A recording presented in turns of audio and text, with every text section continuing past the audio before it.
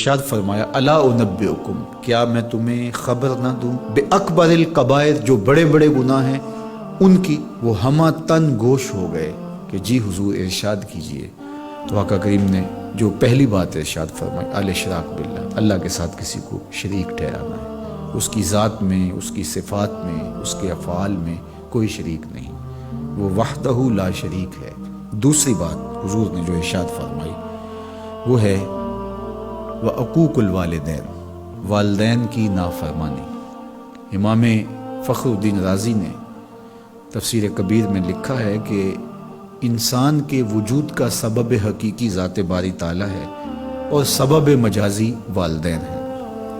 تو اس لیے گناہوں میں جو بڑے گناہ ہیں، اکبر الکبائر جو ہیں، ان میں سے دوسرا بڑا گناہ اللہ کے محبوب علیہ السلام نے عقوق الوالدین کو بیان فرمایا. تو والدین کے ساتھ حسن سلوک کرنے کی ہمیں تلقین کی گئی، اور یہ شریعت اسلامیہ کا ہم سے تقاضا ہے.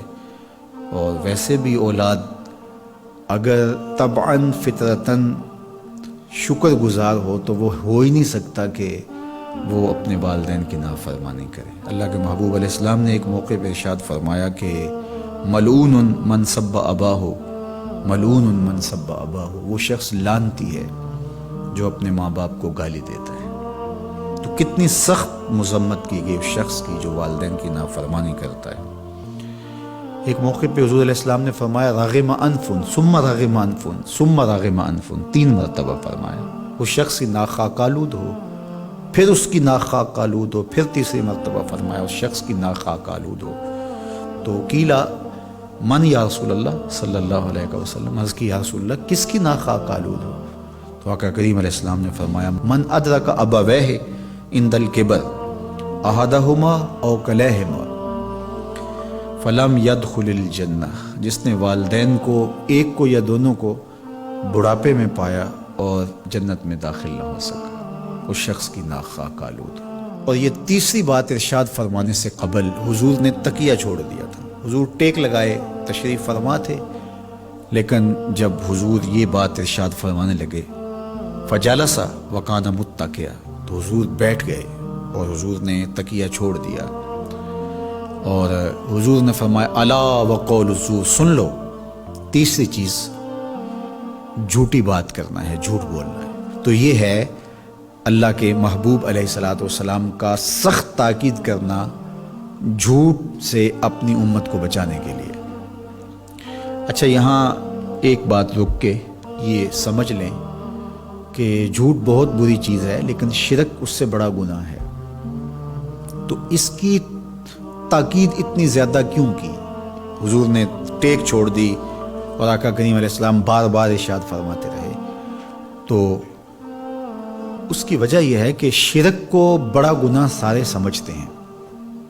اسی طرح ماں باپ کی نافرمانی ہر شخص سمجھتا ہے کہ یہ بہت بڑا گناہ ہے. اور اگر کوئی شخص ماں باپ کا بے ادب ہو، گستاخ ہو، تو لوگوں کی نظروں میں بھی وہ گر جاتا ہے کہ یہ برا شخص ہے کہ ماں باپ کے ساتھ بدسلوکی کر رہا ہے. تو یہ دو گناہ ایسے ہیں کہ جو لوگوں کو اچھی طرح معلوم ہے، لیکن عمومی طور پہ جھوٹ بعض معاشروں کے اندر یوں رچ بس جاتا ہے کہ اس کو عیب نہیں سمجھا جاتا. اس لیے حضور نے اس پر خاص تاکید کی اور ٹیک چھوڑ کے آگے بڑھے، اور پھر بار بار ارشاد فرماتے رہے کہ اس کو چھوٹا نہ سمجھنا. جس طرح اکبر الکبائر میں شرک ہے، اکبر الکبائر میں عقوق الوالدین ہے، اسی طرح یہ بھی اکبر الکبائر میں شامل ہے کہ کوئی شخص جھوٹ بولے.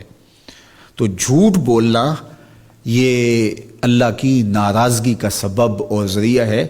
تقریباً 200 قرآنی آیات جھوٹ کی مذمت اور جھوٹ سے بچنے کی تاکید اور ترغیب میں ہیں، اور سینکڑوں احادیث جھوٹ کی مذمت میں اور جھوٹ سے دامن کو بچانے کی تلقین پر مشتمل ہیں.